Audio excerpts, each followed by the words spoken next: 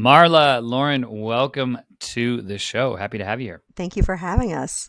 So nice to be here. Thank you. I want to hop right in and tell me about this. You all won Cookie of the Year when you started the brand. One, how do you even enter that contest? And how do I become a judge of that contest? I also want to know. But walk me through that. You won Cookie of the Year. What does that mean? And how did it help your business? Well, Good Housekeeping has a whole list of criteria and a panel of judges, which include nutritionists, consumers, I think editors, and we just entered through their website. And that actually helped us gain momentum and awareness for our products. And we were so excited our first year to win this Best Healthy Snack Award. But our second year of business, we won Best Mini Cookie, not only competing against grain-free, gluten-free, and plant-based cookies, but cookies with all different attributes. And when you have a cookie that's grain-free and gluten-free and vegan, the most important thing is it's got to taste good or it's not worth eating. So that was our entire goal in developing this product and going back and forth from my house to Marla's house, baking these thousands and thousands of cookies, was we wanted to make sure the flavor was amazing. That's huge. So many, I mean, no offense if you're listening, but so many products that they slant healthy then taste like shit. And then I'm like, I'm so being healthy. This is fun. And I'm like, I'd rather just go get the full fat, full everything, version. So for you all to make that, with real healthy ingredients is amazing. And that's something that from what I hear and see on your website, is really a central tenet to your company, right? So when you created this company, Real Cookies, you thought about it not just as a cookie company, but also as a wellness brand. Can you explain to me and the listeners how you are taking really tenets attached to wellness and not only implementing them into the product, but around the brand and how you get involved with the community? Sure. I mean, we really don't think of us as just a cookie company. We think of us as a wellness brand. You'll notice on our packages, we have yoga bears. Each package has a different yoga bear doing a different yoga pose. And it's to show that you can have healthy balance in your lives, right? You can have a cookie that tastes delicious and is healthy, but we want to do more than that. So when we came up with the cookie, we also wanted packaging that conveyed that.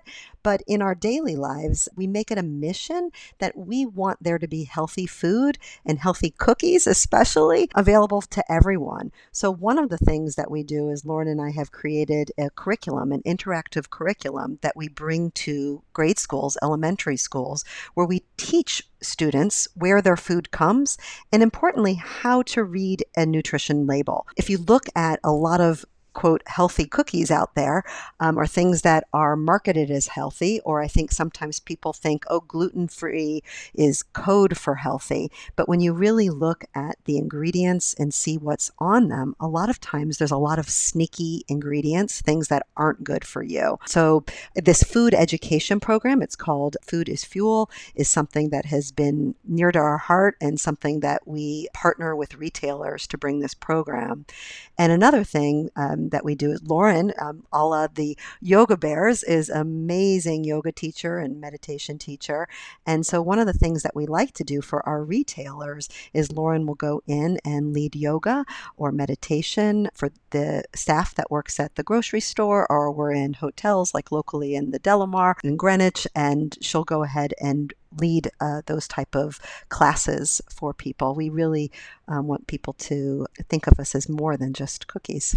And building off that, community and being more than just cookies, right? You get into the schools, you build the curriculum, and I love that. But I'm interested to know how you split your time when you're in the initial phases. The company is still relatively young, and you have a laundry list of 27,000 things to do that are just product related and marketing and all of these other, the list goes on. How much time did you spend or do you spend on these, I want to call community initiatives or wellness initiatives versus time on, product R&D for new products or, contacting retailers, et cetera?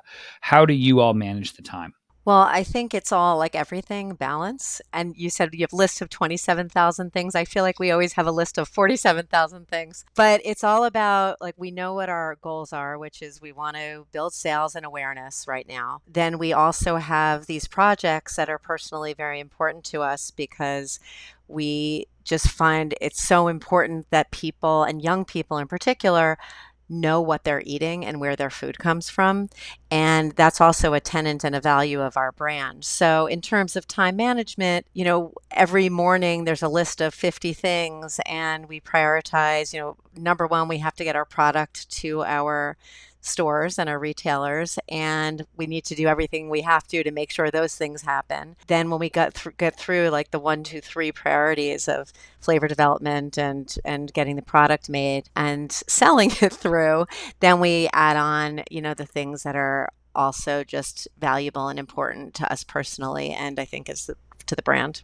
Now, flipping over to the product growth side of things, you all got placed in you did a test run with CVS and then got a large amount of stores. You got continued on. Now, I want to know where you all want the product to fit with regards to a cashier impulse purchase versus a up and down the aisle kind of adding to the weekly grocery list purchase, because I know you're going to get both.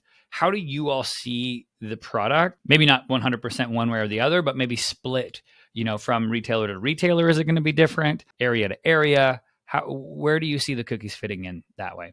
Yeah, well, initially when we started, we really started with our single serve and convenience because we got a few regional airports and convenience locations, but we did throw a lot of spaghetti up against the wall. And, we have our website, we have Amazon, and we also knew we wanted to get some distribution in grocery. The single serve packages aren't really appropriate for the grocery shelf, so we did develop our mini cookies, cookie poppers, which come in a shareable pouch and are the perfect size for a grocery shelf. There are 4 servings in the package, but could be a single serve too, depending on how hungry you are. For me, that's a single serving for me, guaranteed. And so, we just right now we're actually gaining distribution in grocery chains. So we are focusing a lot of energy there. We did just get into DeChico's in the Northeast and into Sprouts nationally, which we're thrilled about. And so we just want to make sure that we're, getting delicious, perfect product to them, and that we're in the stores demoing and meeting customers and hearing feedback and making sure that the product is merchandised in the right place with the right shelf tags. And what did you both do before this company? Was one of you a baker? Was baking a passion? Like, walk me through that journey and what brought you to go like, hey, call up your friend and go, let's do this. Let's make a cookie company. Was this always the plan? Yeah, walk me through, the years leading up to that. All right. Well, I guess I'll start and then Marla will jump in. But this was really a labor of passion for both of us. But my background's in new product marketing, and I did flavor development for Godiva chocolate and worked at Clairol and Revlon and did some work with Pepperidge Farm. And I have autoimmune disease, so I have people in my family who have celiac. Marla has people in her family that have autoimmune disease, but no one had the same dietary restrictions. And so I've always baked because I like dessert and I like cookies. And Marla started to have people come to her house and in her family who had similar restrictions. And we were all together one day. And I think Marla's husband was like, none of these cookies taste good that we've bought. Can't you guys make a cookie that we can all eat that tastes great? And so that's kind of how we started building the brand. Also, I was always an athlete and I like to eat healthy food. And who doesn't want a dessert after they eat their lunch or dinner? I've just always been kind of interested in cookies because they're an easy, quick snack. And I don't have a CPG background. I am an attorney by training. So I practiced law for many years. But I think that the research skills that I learned and both the analytical thinking and problem solving as a lawyer come into play here. So I use my research skills for researching ingredients that were need to procure, for looking at competitors, to looking at the market. So I think those research skills of being a lawyer come into play every day. And for me, it's a lot more fun to be working in cookies than in the courtroom with litigation. Yeah, being your own in-house counsel, right? Exactly. Has got to be a little more fun, right? There's always a lot of trademark work and legal documents that need to be looked over and signed. And thank goodness Marla has that background. Yeah, so lots of contract work for sure. So those legal skills definitely come into play on a daily basis. Yeah, I find everything in life, ports over from previous experiences to new thing. You're able to pull different, things, and it might even just be an eye for detail or those other things that it can lead to success in the new endeavor. So that's awesome. One of the things I did want to touch on or talk to you all about is you are both friends. You told me offline you've been friends for 20 years. You talk all the time, you know everything about each other, you're really, really close in that way. I want to know, and for the listener who's thinking about starting a business with their friend or friends, what do you think has helped make it successful for you both and fulfilling, and not has maybe helped you, avoid some of the pitfalls you read about online when you see friends starting businesses together?